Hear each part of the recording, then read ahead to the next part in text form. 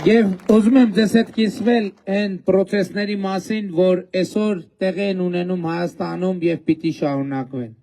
Մենք այսօր գտնվում ենք մի ընթացքի մեջ, որը մենք անվանում ենք նոր որակի պետության ձևավորում եւ պետության վերելք։ Ինչի մասին է խոսքը։ Տեսեք, 3 շատ կարևոր իրադարձություն տեղի ունեցավ Սևան խոշորացված համայնքում։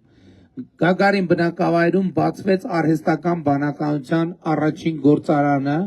որը շրջադարձային իրադարձություն է Հայաստանի Հանրապետության համար։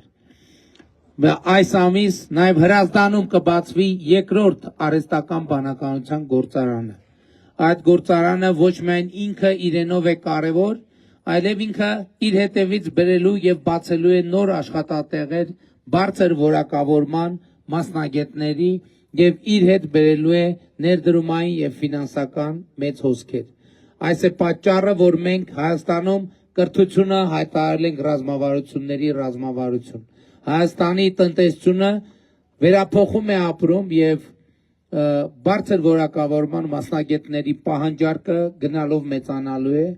Այս է պատճառը, որ մենք 300 դպրոց 500 մանկապարտեզ ծրագիրը համարում ենք առաջնահերթություն